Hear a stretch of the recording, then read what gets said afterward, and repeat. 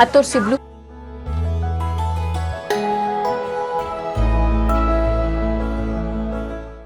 Open ಮಾಡಿ.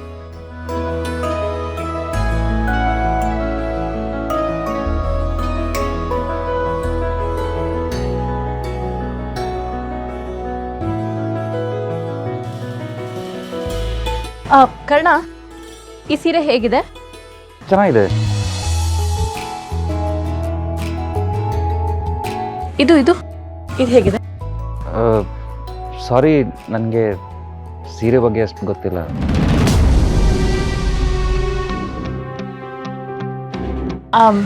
ಅದು ತೋರಿಸಿದ್ದು.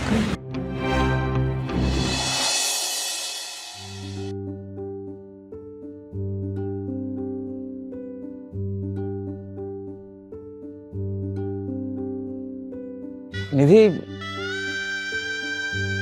ನೀವು ಇಲ್ಲಿ ನೀವು ಸೀರೆ ತೊಳಕ್ ಬಂದ್ರ?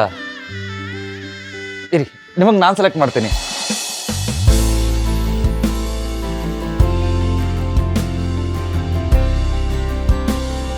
ಎಸ್,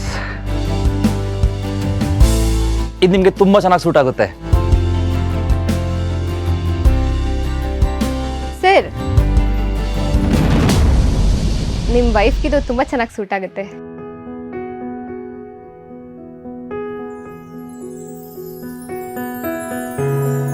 ಮೇಡಮ್, ಈ ಸೀರೆ ನೋಡಿ, ತುಂಬ ಚೆನ್ನಾಗಿದೆ. ನಿಮ್ಮ ಹಸ್ಬೆಂಡ್ ಸೆಲೆಕ್ಟ್ ಮಾಡಿರೋದು.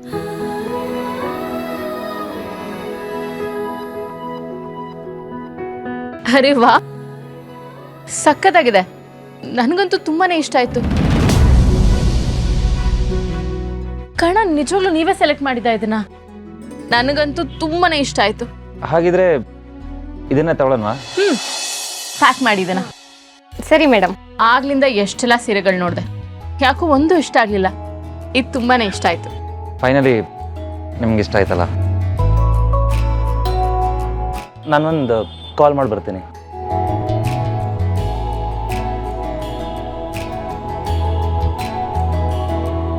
ಏನಾದರೂ ಆಗಲಿ, ನಿಧಿ ವಾಯ್ಸ್ ಕೇಳಿಸ್ಕೊಳ್ಳೇಬೇಕು. ಎಲ್ಲೇ ಹೋದರೂ ನೀವೇ ಕಾಣೋ ರೋಗ ಮತ್ತೆ ಶುರುವಾಗಿದೆ.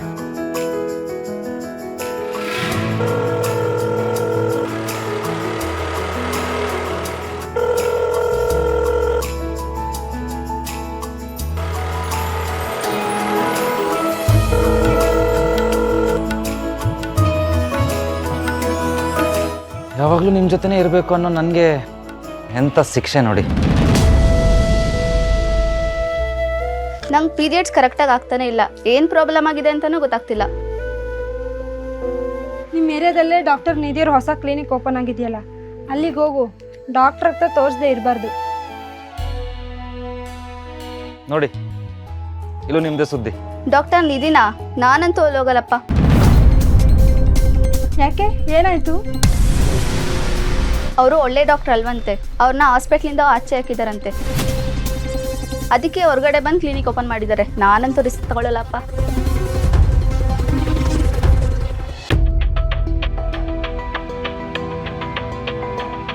ಎಕ್ಸ್ಕ್ಯೂಸ್ ಮೀ, ನಿಮಗೆ ಡಾಕ್ಟರ್ ನಿಧಿ ಬಗ್ಗೆ ಈ ಥರ ಹೇಳಿದ್ಯಾರು? ಹಾಗಂತ ನಮ್ಮ ಏರಿಯಾದಲ್ಲಿ ಎಲ್ಲ ಕಡೆ ಪಾಂಪ್ಲೆಂಟ್ ಕೊಟ್ಟಿದ್ರು. ಅದಕ್ಕೆ ನಾವು ಯಾರೂ ಹೋಗಲ್ಲ.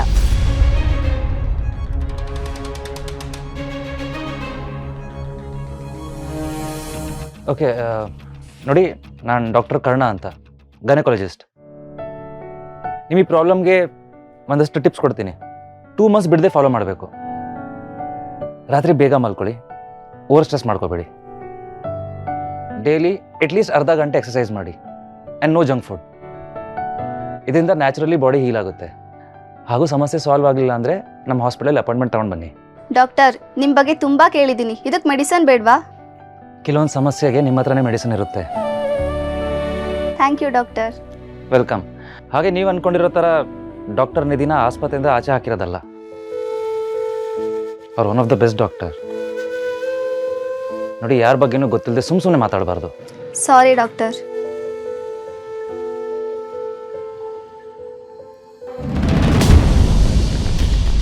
ಇದೇ ಕ್ಲಿನಿಕ್ಗೆ ಜನ ಬರಬಾರ್ದು ಅಂತ ಬೇಕು ಅಂತಾನೆ ಪ್ಲಾನ್ ಮಾಡ್ತಿದ್ದಾರೆ. ಇದೇ ಹೆಸರು ಹಾಳು ಮಾಡೋಕ್ಕೆ ಯಾರೋ ಇದು ಮಾಡ್ತಾ ಇರೋದು. ಇಲ್ದಿದ್ರೆ ಪ್ಯಾಂಪ್ಲೆಟ್ ಯಾಕೆ ಮಾಡ್ತಾರೆ?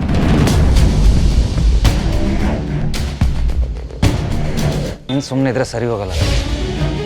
ಇದಕ್ಕೇನೋ ಒಂದು ಮಾಡಲೇಬೇಕು.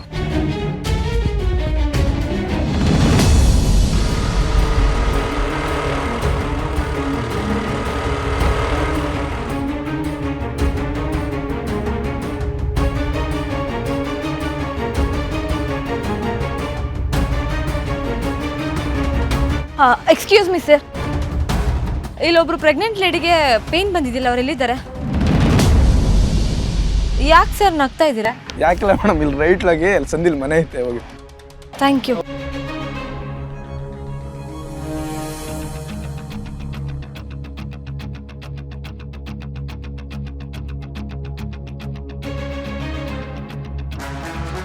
ಅಣ್ಣ, ಇಲ್ಲೊಬ್ರು ಪ್ರೆಗ್ನೆಂಟ್ ಲೇಡಿಗೆ ಪೇನ್ ಬಂದಿದೆಯಲ್ಲ, ಎಲ್ಲಿದ್ದಾರೆ? ಬನ್ನಿ ಮೇಡಮ್, ಬನ್ನಿ ಮೇಡಮ್. ಹಿಂಗೇನಾದ್ರೂ ಮನುಷ್ಯತ್ವ ಇದೆಯಾ? ಅದೇನೋ ಮಾಡಿತ್ತು ನಿನಗೆ? ಏನು ನಿನಗೆ ಬುದ್ಧಿ ಇಲ್ವಾ? ಸಾಲ್ದಕ್ಕೆ ನಗ್ತಾ ಇದೆಯಾ? ಮೇಡಮ್, ಯಾಕೆ ಅಳ್ತಿದ್ದೀರಾ? ಏನಾಯ್ತು? ನೋಡಿ ಮೇಡಮ್, ನಾನು ಬರೋಷ್ಟರಲ್ಲಿ ಅವ್ನು ಕಲ್ ತಗೊಂಡು ಹೊಡೆದು ಓಡಿಸ್ಬಿಟ್ಟಿದ್ದಾನೆ. ರೀ, ನಿಮ್ಗೆ ಏನಾದ್ರೂ ಕಾಮನ್ ಸೆನ್ಸ್ ಇದೆಯಾ? ಯಾರಾದ್ರೂ ಪ್ರೆಗ್ನೆಂಟ್ ಲೇಡಿನ ಕಲ್ ತಗೊಂಡು ಹೊಡಿತಾರಾ? ಮೇಡಮ್, ಅದು ಪ್ರೆಗ್ನೆಂಟ್ ಲೇಡಿ ಅಲ್ಲ ಮೇಡಮ್, ಪ್ರೆಗ್ನೆಂಟ್ ನಾಯಿ. ಅದು ಅರ್ತಿತ್ತು, ಅದಕ್ಕೆ ಕಲ್ ತಗ ಹೊಡೆದು ಓಡಿಸ್ತೆ. ನೀವೆಲ್ಲ ನಿಜವಾಗ್ಲೂ ಮನುಷ್ಯರಾ? ಪ್ರೆಗ್ನೆಂಟ್ ನಾಯಿ ಆದ್ರೇನು, ಮನುಷ್ಯರಾದ್ರೇನು, ಯಾರಾದ್ರೂ ಕಲ್ ತಗೊಂಡು ಹೊಡಿತಾರೇನ್ರಿ? ಛೀ! ಎಷ್ಟು ಹೈ ಲೆವೆಲ್ ಕನ್ಸ್ ಕಂಡಿದ್ಲಲ್ಲ ನಿಧಿ, ಸಾರಿ ಡಾಕ್ಟರ್ ನಿಧಿ. ಕೊನೆಗೂ ಬೀದಿ ನಾಯಿಗೆ ಹೆರಿಗೆ ಮಾಡಿಸೋ ಹಾಗಾಯ್ತು. ಪಾಪ, ಸೋ ಸ್ಯಾಡ್ ಅಲ್ವಾ? ಅದಕ್ಕೆ ಅವರಿಬ್ರು ಜೋಡಿ ಸರಿಯಾಗಿದೆ. ಆ ದರಿದ್ರದವನು ಬೀದಿಲಿ ಹುಟ್ಟದ, ಇವಳು ಕರಿಯರ್ ಬೀದಿಲಿ ಶುರುವಾಯಿತು. ನನಗನ್ಸುತ್ತೆ ಬಹಳ ಮಟ್ಟಿಗೆ ಇವರಿಬ್ರು ಜೋಡಿ ಸ್ವರ್ಗದಲ್ಲೇ ನಿರ್ಧಾರ ಆಗಿರಬೇಕು.